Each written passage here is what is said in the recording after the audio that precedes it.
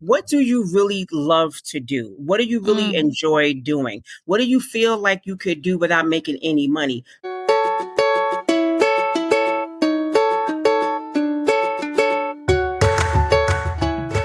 Hello and welcome to the Money Mindset Show, the place where we help female entrepreneurs to transform their mind so that they can achieve financial success in the least amount of time.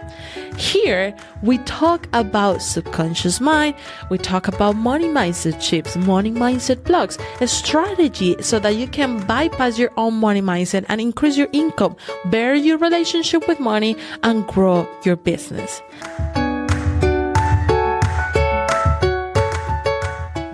Okay, but before I let you into today's episode, come here. Be honest with me. How many times have you found yourself doing the extra thing, going the extra mile because you really, really want this goal, but the financial results are nowhere to be seen? You know you want your financial independence, but yet you find yourself spending more time and effort and money into crafting the perfect social media strategy, thinking what caption should I write, what picture should I post, when should I post it, instead of looking at the things that really matter with money. The exact same loop that I have seen hundreds of my clients throughout the years getting stuck. And the reason is one and one only. The type of habits that are driving your life, these habits are the leader of your show, of your business, and we have to stop them. The way that you do that is by adapting new ones. I have put together for you the top 5 financial habits for exponential growth with your business for you to download right now. Go to themoneymindset.com/5. That is the Money Mindset Hub, HUB.com/5, and download this top 5 financial habits for exponential growth, specifically for founders. Again, that is the Money Mindset Hub, HUB.com/5. Hello, Lavetta, and welcome to the Money Mindset Show. It is our pleasure to have you here. Please introduce yourself, who you are, what you do, and why you do it. Why, thank you. Thank you for having me. I feel truly honored. So thank you very much. So my name is Lavetta Smith. The name of my business is called Kups and Kandles. We are the way my tagline is, we create elegant everyday essentials. So that is cups, candles, journals, pens, coasters, things of that nature. I have always been a stationery lover. I can't tell you how many notebooks I have, how many pens I have. It's just something that is just a very happy place for me. And so I decided to start the business for a couple of reasons. The main reason is that I am currently on disability due to health reasons. I had to have a double lung transplant almost 1 year ago. August 13th will be 1 year. And even though I'm healing, I really don't want to go back into the workforce. I don't want to go back into corporate America. That was my life before, the 9 to 5, the meeting about a meeting that really could have been an email. And I really just don't want to spend my days like that anymore. And so just out of that reason, I decided to start my business. Wow, I love it. And why stationery? Why this vision to do it through that specifically? Because I was curious to know all of these key cups. It looks so amazing. All of the candles, and I'm big on candles and journals myself. I think I have so many journals at home, and every time I say, I want a new one, because you feel that connection, right? I'm the type of a person that needs to write, even though that everything happens online. I need to write the things. Absolutely. But why you decided to start with this specifically? Well, my girlfriend actually introduced me into the cup industry. And to be quite honest, I really didn't know what I wanted to do, but I knew that the things that I enjoyed the most. And it just happened to be a combination of the cups and the candles. That's how it started. Because like you, I have a ton of journals, like I said before, but I never feel like it's enough, So, and I also feel that way with cups as well. So I kind of wanted to find my tribe. I know that I'm not the only one who has Right. this type of love and passion for it, and it's also fun.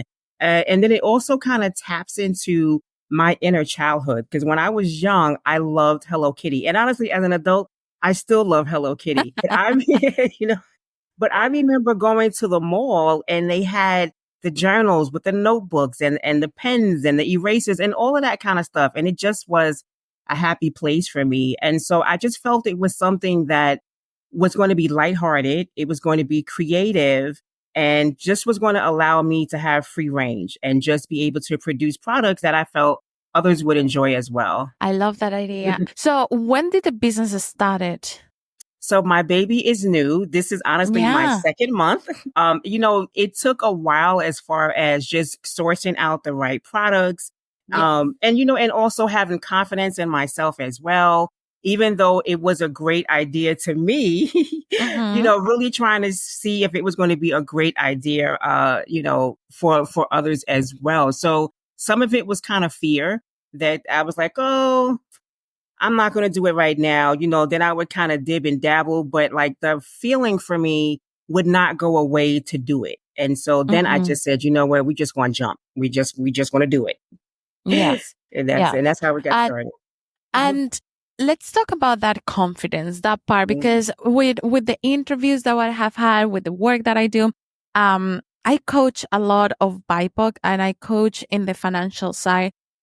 As a trauma informed professional, a finance professional, I really pay attention to how the words link to the financial reality. Mhm. And confidence is one Mhm. of those words that in our community, it Mhm. means so much more Right. than what people can capture.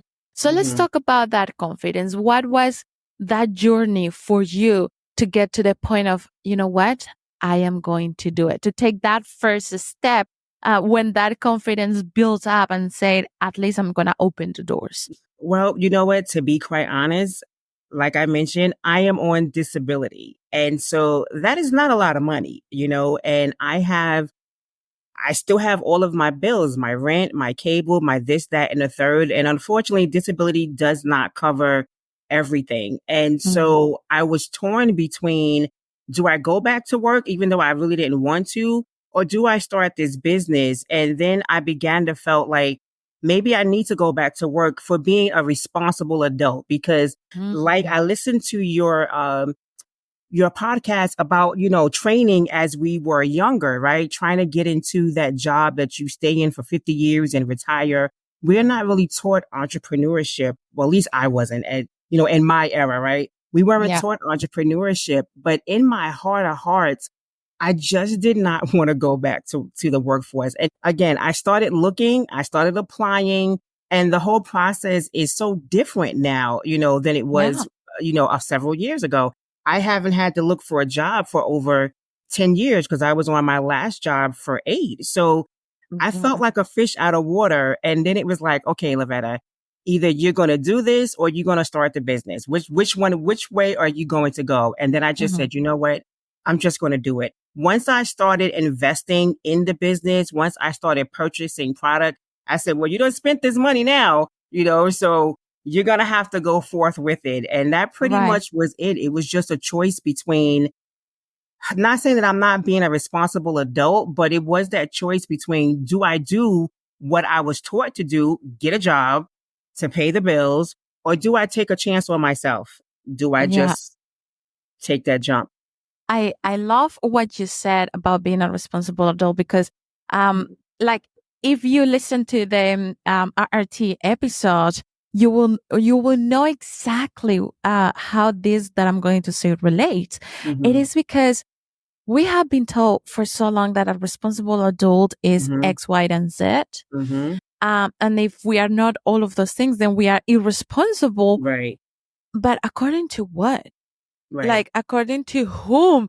Like to my Right. parents, when I started my business, luckily both of my parents are entrepreneurs, but it's a different entrepreneurship. It's Right. entrepreneurs, but for employees. Like Right. they're just outsiders, like Right. freelancers. It's a mix in there. I don't even know, right? But so Right. they had a little bit of an advanced way of seeing it, but still, they Mhm. were like, "Oh, are you gonna do that? Oh, are you really Mhm. sure?" So all of that plays out in your subconscious mind. And when you say, "I'm still being a responsible adult," in my mind, I went like, you have been a responsible adult this whole time, regardless of Right. what you have done, right? Now, Right. what you're doing is to put your vision into something that you can offer. Right. And I want to know how the life of a person that comes and order these supplies really gets enhanced by the things that you do. I tell you my experience. I tell you, I was a big journal lady, but Mhm. also I'm a big fan of candles. In my Mm. house, the candle that it sells needs to be on Mhm. all the time. Time. And the Yes. reason for that is it is my mental anchor. I Absolutely. need to have it, right? So Right. that's what I know candles do for me. Mhm. And that's what I spend and buy them. What are your vision with your candles and your journals and the stationery that you're doing for Mhm. that people to have? Well, one of the visions that I have is that I want it to be like you. I want it to be that relaxing calm because for those of us who, whether you are an entrepreneur or you are out there on that 9 to 5, you need to come home to the calmness, right? You need to leave the job at the door, leave your personal business at the door, and you just need to have that wind down time. And especially from health wise, being what I've gone through, that Mhm. self care is super, super important. And so I want my candles to be a place where, you could just kind of come and it's your Zen place. I want my journals to be a place where you can freely just jot down your thoughts. I also feel like sometimes people don't write as much as they may want to because they're in their head, right? But your journal is your personal space. It is for you to write whatever you want to write in, say whatever you want to say. But I feel that when you have a beautiful journal or a pretty pen, it makes it even better Yeah. to Yes. write down your thoughts. And so, that's one aspect I really would love for people to just get back to a place where writing can be therapeutic because I love to write. I journal every day. Mhm. And I feel like with everything that's going on in the world and we have so much going on in our heads and we are so attached to technology, that we don't take that time to sit down and just write, Yeah. and then while you're writing, you have your candle lit, you sipping on your hot tea in a beautiful cup or a cup of coffee, so it all kind of goes together. Yeah, yeah. And Yeah. it's the whole environment, right? Yeah. Like I'm imagining um waking up in the morning and you have your cup of coffee and you have your Hmm. journal and the smell. Oh my goodness. Yes. Right. I'm already there. I'm already Right. there. Right. Exactly. Right. It's a whole vibe. Right. And so I just feel like we as women, we just need that. We just need that little corner of the day that is just for us to just release, and Yes. then just whatever, like I said, has been going on throughout the day to just release it and to let it go. So that's one aspect. On this Black Business Owned Month, we are highlighting the story of amazing Black female entrepreneurs, business owners that are putting their services, their product, their innovations out there because Black women and people of color need more platforms to share the amazing creations that we all are doing. That's why throughout this month, you're going to hear the stories that Black female entrepreneurs building things that I couldn't even imagine it was possible. And here's how you can support all of these female entrepreneurs. Make sure that for each episode that you listen to, you share with somebody else. You share with that friend, that colleague, that person that you think it may be at interest of. And this is the most important part. We really appreciate that you go and rate and review this podcast. The more reviews and the more rating that we have, the bigger impact we can make. More people is going to know about this podcast. More people is going to hear about this female founder. The other aspect is that I would love to venture off into the bridal industry. So I would love to be, I'm not sure what the correct title is, but I came up with a curated vendor. So you know how like when the brides were getting married, they put together the bridal boxes, or they put together the groomsmen boxes. So I would like to be a vendor where my candles or my journals could be a part of that gift box. So that's Oh, like the wow. bigger vision, and not even just bridal, but it could be for corporate events. It could be for family reunions. You know, it'd be a part of the gift bag. So that's like the bigger vision of the Yes. business. Yes. Guys, if anybody listening to this episode has some idea on how to make that happen, please reach out. Yes, I don't have please. idea, but if I find Yes. out, I will send it. Please, if you know, please send it the way. But let's talk about the challenges that Mhm. you have encountered up to today, because Okay. you come from a massive amount of corporate experience, Mhm. right? So how is running a business as a Black woman has been challenging or has been rewarding at the same time for you? I would say challenging because honestly, I don't know what I'm doing. Right. I'm trying to figure this out. I have built my website myself through a lot of tears, trial and error with Shopify and Canva, right? I have a love-hate Yeah. relationship with Canva. So I think the challenge really has just been just trying to figure it out. I Mhm. definitely have a lot of support from family and friends. So that hasn't been a challenge, but I think just figuring it out and then finding out different ways to put yourself out there, right? Because we have to get beyond our family and friends because they Right. will support you, but they're only going to support you but for so long, right? And so challenging is how do you get past that, right? How do you really build a presence on social media and then also beyond social media? Because I always feel like, well, what happens if the next year or two TikTok shuts down? What happens Yeah. if Instagram shuts down? How are we going to be able to promote our business and get it out there? And so I feel like the biggest challenge for me right now is really just trying to get out of my comfort zone of family and friends. Yes. And how do you feel that your heritage, your culture, and all of this plays out in the entrepreneurial world in general for all of us? Hmm. Because let's just call it what it is. Some white counterpart, they have seen more examples that they can look up to than perhaps we have. How Right. do you feel about that? What is the whole environment that you sense, and what would you like to see in the future for us? Again, kind of going back to your previous podcast, I feel like, so I'm 55, right? And so I feel like when I was younger, my mom, she worked for the Department of Labor and Mhm. my mother worked there from 20-ish until she retired. And so that was kind of like the model, right? Like you get a city job. It wasn't even so much as corporate Right. back then. It was you get a city Right. job and you stay there and you work the job until you retire, and then you retire, and then, you know, I hate to say this, but then what happens, right? Yeah. You die, right? And you Yeah. didn't even Yeah. get a chance to really enjoy your retirement. You didn't really get a chance to enjoy life or anything like that. So I kind of feel like that mindset was, you know, you just work, work, work. And that's where that responsible adult comes in because that's what I've seen like my mother do, right?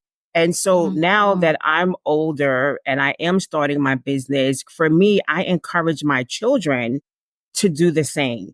You know, I tell them, listen, if you want to do corporate, you know, hey, that's fine. But at the same Right. time, what do you really love to do? What do you really Mm. enjoy doing? What do you feel like you could do without making any money? For my son, it's photography. And for my Mhm. daughter, it's nails. So I said, okay, listen, this is what we're going to do. I'm going to put you in nail school. I'll put you in photography school. You see how it goes and you try it. Now, if you still want to work a corporate position on the side, that's totally fine, but that's not your only option. You know, Right. however, when you are an entrepreneur and you're working for yourself, you are working 24/7. Okay. Let's not get that twisted. It is not that 9 to 5. You don't clock in at 9 and clock out at 5. You are really working around the clock. So do you have that tenacity in you to do it? Do you love it enough? And so I really would like to see parents, really encouraging our children to step out on entrepreneurship, go to Yeah. college or go to a trade school. I do feel you need to do something, right? If you Yeah. don't want to go to college, then go to a trade school, like learn a skill. And then from that, you take it and you develop a business. I don't think that they should just have to go into the workforce, right away. Yeah, that's in itself a change Yes. already from your mom to you to your Yes. kids. I truly believe so I have a 3 months old. Oh, you had a Um baby, baby. yeah, she's a baby, A baby, baby. but I am already thinking I am responsible for Mm-hmm. the type of mind that she Mm-hmm. develops. And to Absolutely. me, that is so important because it is not only me, it's my heritage. Absolutely. What did I get from before me that I'm processing Right. that I would need to filter out and change the gears so that Right. she can have another perspective. Right. And I think that is something that is commonality among all the BIPOC community. Mm-hmm. We are thinking from before to the future and the Mm-hmm. future of my kids as well. Mm-hmm. Cause Right. she's going to be dual nationality. Mm. How she's going to keep this Afro Latina, uh, Right.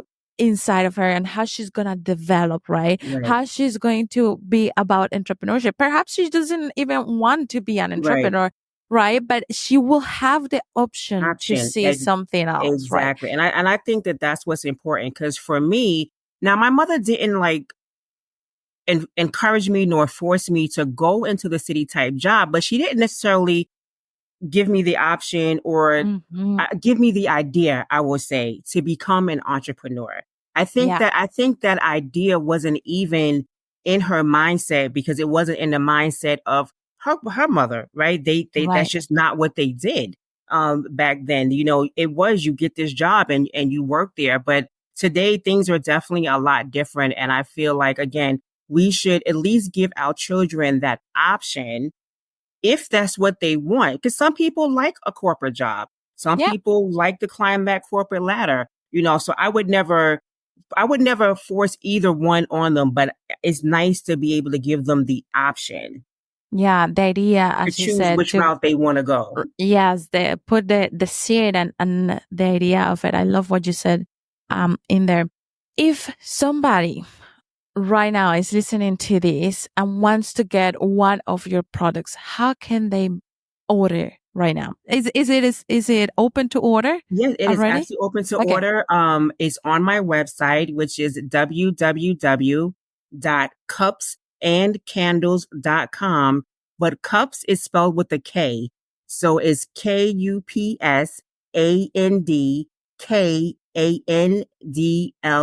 KUPSANDKANDLES.com. And I just launched a whole new collection today. So I have a lot of new products up there that I'm super proud of and super excited about. And I love creating. Yeah. I've always loved creating. I've learned how to knit.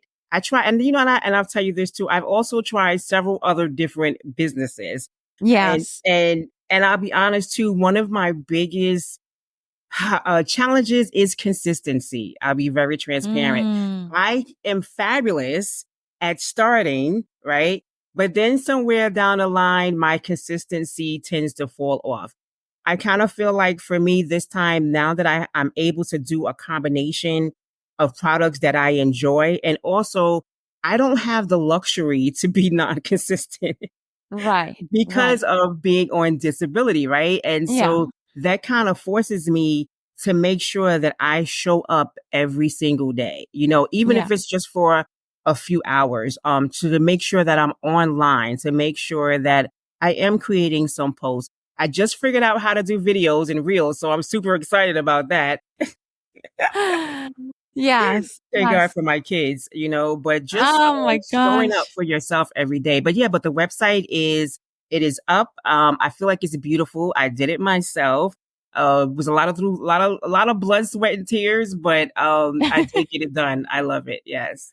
Oh, amazing. And you're going to send me that information, and that is Yes. going to be on the show notes. So if you don't remember the website, no worries. Just go back to this episode and you will have it there. Mhm. And I invite you to order one of these amazing stationaries because today we are celebrating Black business owners. And what is the best way to celebrate with us? Just engage with the services or the products that you are hearing.